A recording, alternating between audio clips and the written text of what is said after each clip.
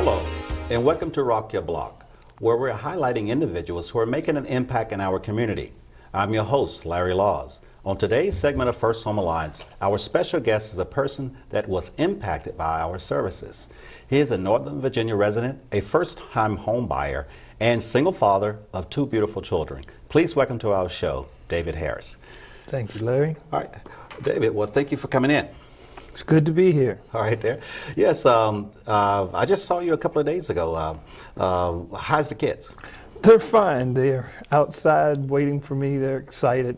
They think I'm going to be a star. Oh, they Yeah. Where you are, David, I think you're a star in my view. Well, thank you. Being a single father, single parent, but definitely a full-time father and Yes. taking care of those kids. Really appreciate that. Well, thank you. Yeah, proud of what you do. And also, you came out and you visited us in November. Yes, at the gala at the Springfield Marriott, right? Hilton.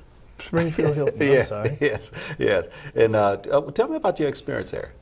It was nice. It was a lot of nice people, and we wore masks, which made it fun. My kids, they came, they had a good time, and I met some really nice people there. Yeah. Well, you know, we talk about people that impact our community so much. You know, we're talking about rocking, you know, how we rock your block. Well, we rock your block and you rock our block as well. You rock our block for being a model as for so many, you know, as a father. And you travel a long ways. Yes, it's been a bumpy ride, but it's been a good ride. Yes, yes. And so that was one of the things that we highlighted at the that event that we had, the gala, which was a fundraiser, and you was able to share your testimonial. How was that telling a story to a group of interested people? Well, it was a little bit scary at first, but this was good. Yeah. You are becoming a star now. Well, I know my daughter will be happy. Yes, yes. So what was it trying to, you know, a lot of people think it's easy, you know, that you can just get on the camera and pick up a mic and start talking. Well, we can. You can. Yeah. No, it's a little hard. Yeah. And so do you remember the story that you told, or how was it that you delivered that? Was it good exercise, good experience? Yes, it was a good experience. It was good. Yeah. Was there anything that you maybe wanted to say and didn't say during the testimony?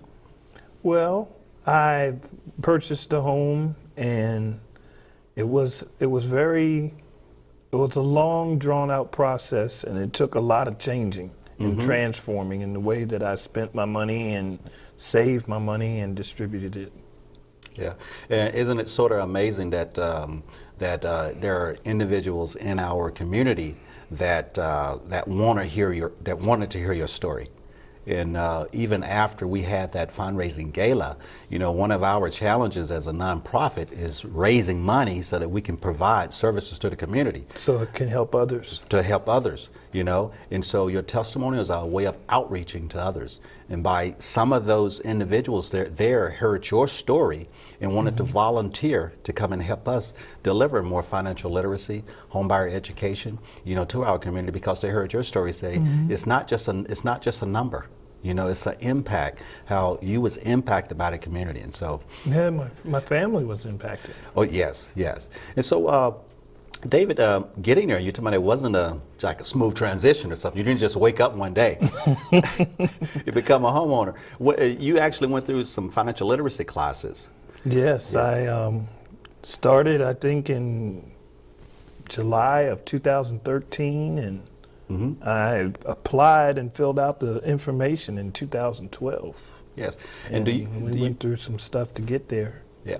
Do you recall when you initially came in contact with First Home Alliance? I can't remember. Did you and I meet at that festival where we were? I met you in 2012, I think March. Okay. Of 2012, and we were at George Mason High School for a home buyers class, first time buyers and all of that. And I went to a few booths, and I came to your booth and met you, and Yes, it was you the were the housing ones expo. who followed up. So, it was the housing expo. Yes, Yes, And that's what it was. Yes. Yeah, well, we're there. We're outreaching to the community, and so we're trying to get a list of people that need our services that we provide. So you was the one individual. You filled out a follow-up form, so we followed up. Yeah, So do I'm you glad really you did. Yeah. Well, I'm glad you answered the phone. And so we followed up, and I'll let you know, probably at that time, we needed a group of people to come together so that we could form a class, because at the time what I was putting together was a boot camp. And this was 12 modules of financial literacy education with budgeting, homeownership education, credit, and reaching your financial goal. And so, learning about credit scores Yes. and everything. Yeah, it was essential for me. It was. So it do really you helped me. Yes. Do you recall some of those early budgeting classes that you had to attend? Yeah. Well, I learned that I had to pay myself as far as first, exactly. Before I paid the bills and everything else, I had to set something aside, whether it was $15, $20, or $5. And I had to cut my overhead. Yes. Yeah. So. And so a lot of people, like I said, I may answer this question, that a lot of people wonder, how can I budget? How can I save when there's nothing to save? And so you actually did some sacrificing.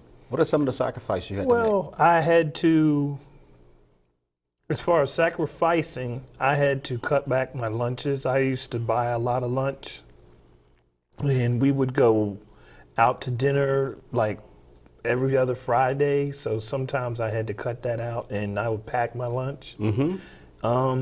I'm not going to say this was a sacrifice. It was a good thing, but I stopped smoking. Oh, that wasn't a sacrifice? How much did it cost you to smoke a day?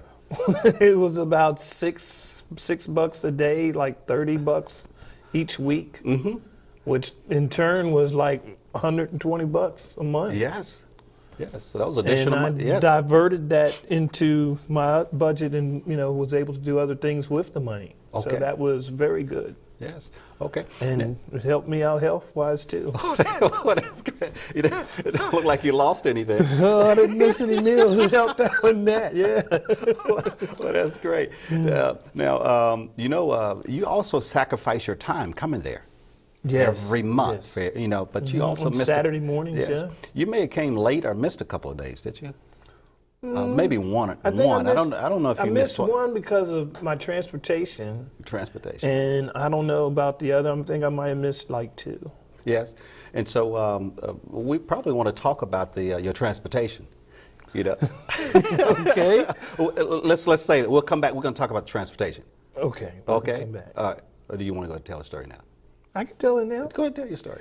I had a 1987 4-door Honda Accord, and as you know, it was 2013, so it was 20-some years old, and it didn't have any air conditioning, and 3 of the windows worked, but the driver's window didn't, so it was hot, and it was pretty rough. So is that how you got your air conditioning through the sunroof? Through the sunroof, yeah. And then my son climbed down through it one day playing and broke it. So it had permanent water that could just run through when it rained. Okay.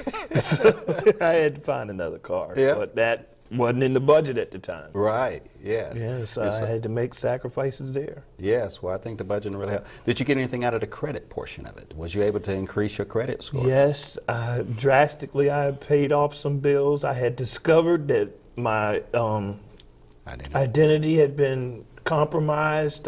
People had ran up my phone bill in Florida, which wasn't mine. They had my Social Security number. And then someone had stole my daughter's Social Security number and took our tax money, tax refund. It was a lot that I had to go through, and I wouldn't have been able to do it without, you guys. Yes. leading me and stuff, and showing me what I had to do. Yeah. Well, we appreciate you being a good student and also becoming a good steward of your money, because we can give you the letters and give you the classes and tell you how to even write the letters for you, but we can't submit them for you, and so the inquiries you have to do on your own. Some of it's very easy, just do it online, but you have to follow up with those things. Right. Yes. And then when you get your credit together, then you have to put those good money habits into action, because yes, your credit score increases. Yes, you have a little extra income now, But you can't slip. No, yeah. And so you didn't always go down to Woodbridge for your one-on-one sessions. Where did we meet for that? We met in up here on Route 50 at Thomas Jefferson Library in the evenings. I think it was Thursday evenings, and 7 to 8 o'clock, 7 to 8:30 sometimes. Yes. And kids, they went out in the library and got their little books and was reading, and we were in there cramming and working. Yes. And I remember your what was your tracking system? How did you track your expenditures? Did you use Camcard or anything? What did you do? No, I wrote it down. I think you had one of those green records book, didn't you? And you had your receipts? No, it was one of my son's composition books, and then I kept a manila envelope full of receipts. Yeah, but you did it. Yeah, you did it. And so in that boot camp, that 12-month period, do you recall how many people we started with? It probably was like 7 or 8 people. Yes. And do you recall how many we finished with after 12 months? I think it was 3. Only 3. Yeah, and I was one of them. You was one of them. Well, congratulations.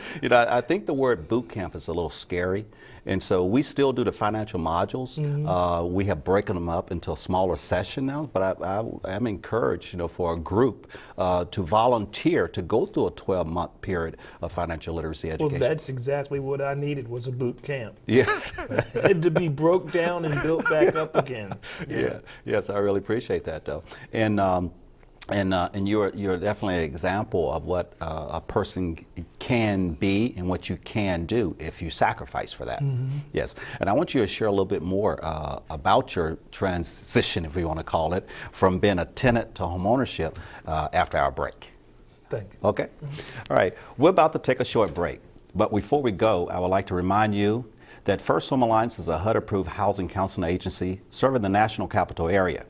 If you are a first-time home buyer or a homeowner in need of mortgage assistance, please visit the U.S. Department of Housing and Urban Development website to find a HUD-approved agency in your area.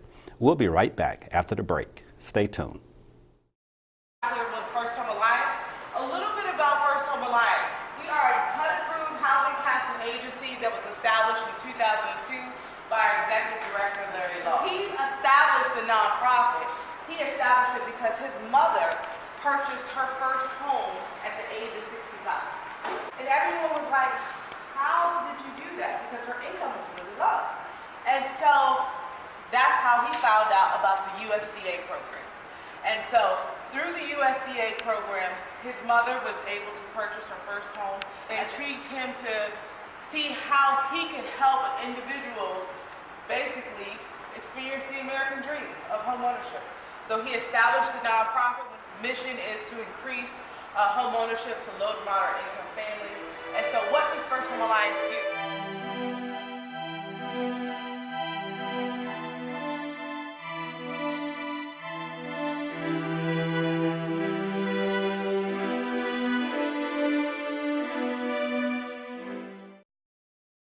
Welcome back. You're watching Rock Your Block. I'm your host, Larry Laws of First Home Alliance.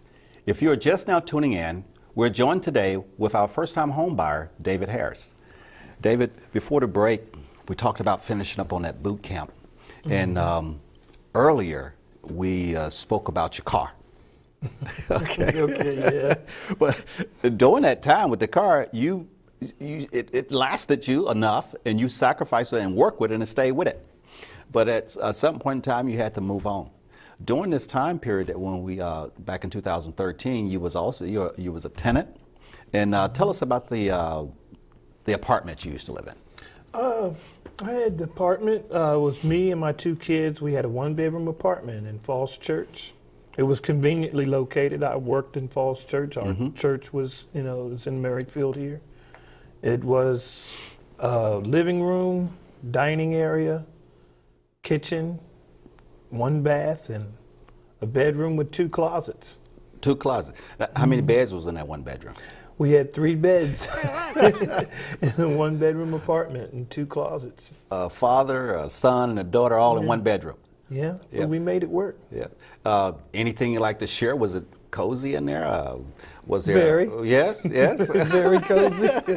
Everyone, had enough space to operate and. Well, we had little battles in there, but yeah, we were functional. Yes. Was there any, thing that the kids often enjoyed in that space, or talked about that space that you remember that was memories? They liked having a front patio. We had a fenced-in patio yard. We were on the bottom. Okay. So I was able to have a barbecue grill out front, and they liked to go out there and play and come in while I was cooking burgers and stuff. Yeah, but it sounded like you was pretty happy in that space, though. We're a very happy family. Yes. Yeah. But that is great. Now, when you was thinking about becoming a homeowner, did you?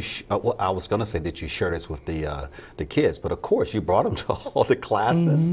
Not all the classes, but you brought them to all the one-on-one sessions. Yes. It was always there for the one-on-one sessions. So they knew what you were doing, and they knew that you was sacrificing and things.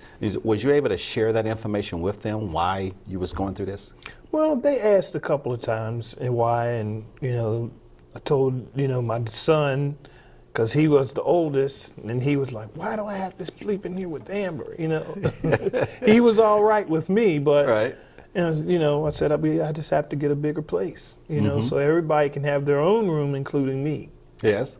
And my daughter, she had her own things, but she, like, the curtains were blue, and I think the bedroom was like a light blue, and she said, "Why can't I have pink?" I said, "It's coming. It's coming." Yes. So, yeah. Okay. And so tell me about the going through the process, a home buying process.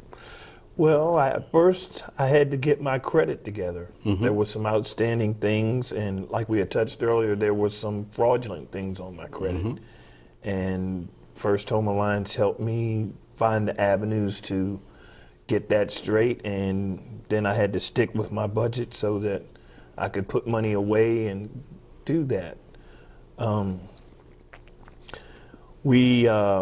found a real estate agent in 17, and I had to go and look around. I noticed when I was looking for houses, one of the things that you have to really find out is which area has good schools. Right. That was very important to me. So I had checked over a lot of different areas, and it was hard to find something to afford where the schools were good. Right. Or, above average. And it has to be that way for your kids. Yes. And I looked through Maryland, I looked through D.C., I looked through Arlington County, Fairfax County, Prince William County. And it was a long, battle. And you could find a place, and the schools might have been good, but I might not have been able to afford the house. Or the house might have needed a lot of work. It was a lot to go through. Yes. But after going through this class, did you have any problems qualifying for your mortgage? Actually, that was the easy part. It was finding the house. I mean, everybody was like, "Okay, your credit is fine." Yes. Well, see, that's what I think you went through. You got mortgage ready, by going through the financial literacy class, by improving your credit and getting pre-qualified. But you have also have taken care of that toughest part that really take a lot of other people is getting mortgage ready. And so basically you was going through trying to find you a house that fits your affordability. Yes, and I think that you had learned that into the classes that you went through, that you look for that mortgage within your affordability range that was going to fit within your spending plan. And so sometimes it takes a while, especially in this high price area, to find something that you can really afford. And that you like. And that's not too much of a fixer-upper. Right. Yes. And so how was transitioning into that home? How was that? How, It was easy. it was? It was easy. Yes. Yeah.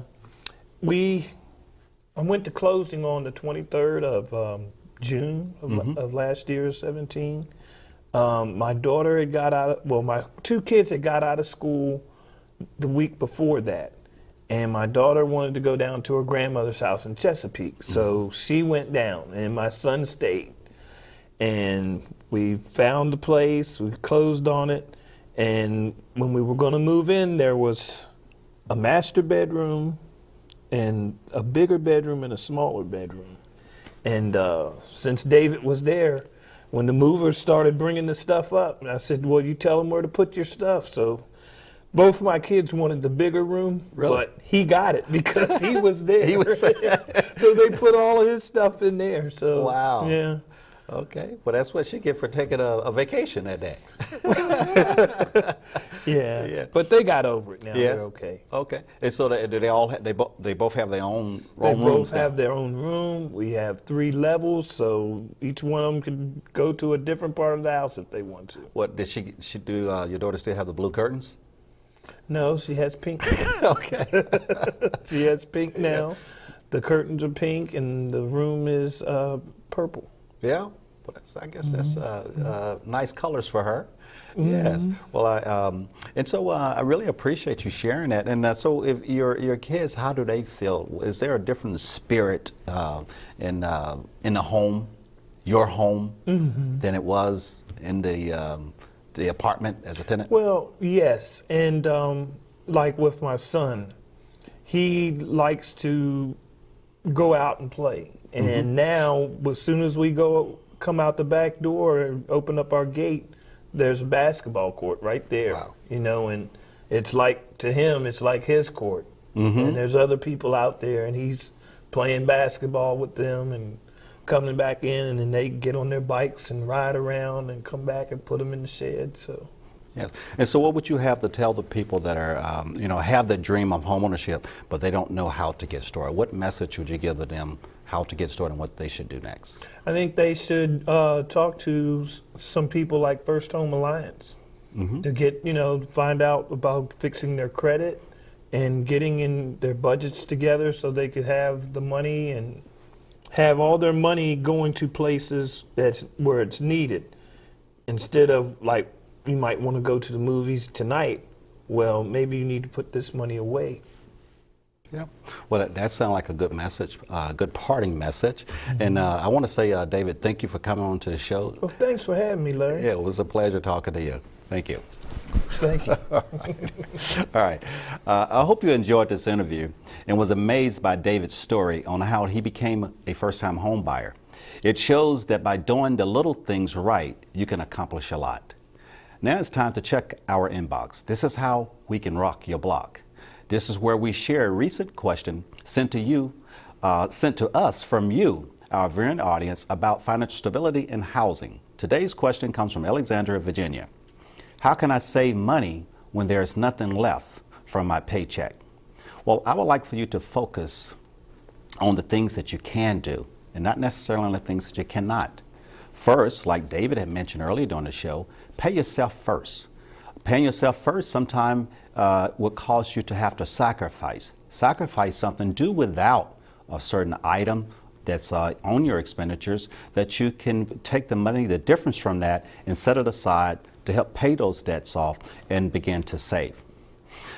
Increase your income, which is you dug yourself in this situation by overspending. And so sometimes you have to sacrifice some time to do the little things that bring some additional income into the household. Sometimes there are surveys that you can take and get paid for just taking surveys. So you can find a way to increase your income.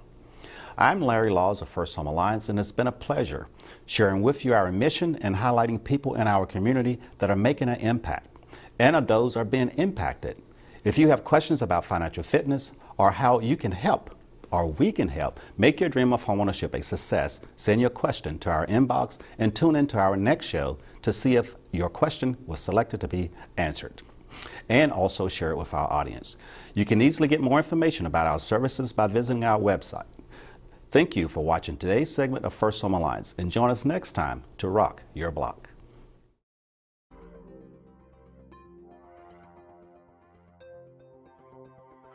Glad to know that, some of this stuff about, like, I don't know, credit, buying houses is like written down somewhere.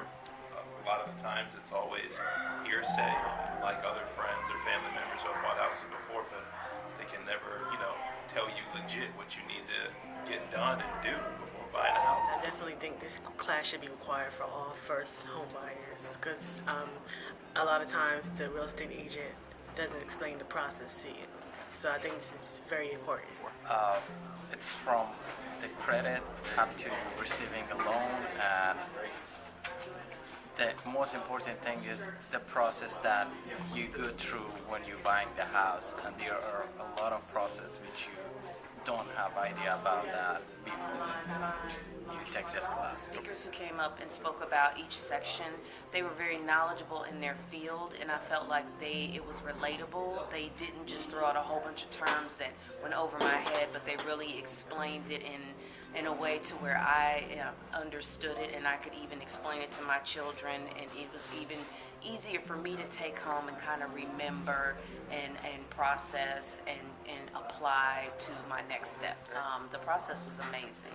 They start first with the class before even finding a lender or agent. So I did all that and I wasn't able to purchase, and then I was like, you know what, there's a lot of information I'm not aware of. Let me just start from the beginning, to put everything on hold. Start from piecing the information together, because you've heard things about the loans and about this and about the credit, but this is like a summary, and it just gives a clear flow of where to go with what you have and kind of building up a plan. So that kind of gives me a whole picture of where I needed to go and how to get there.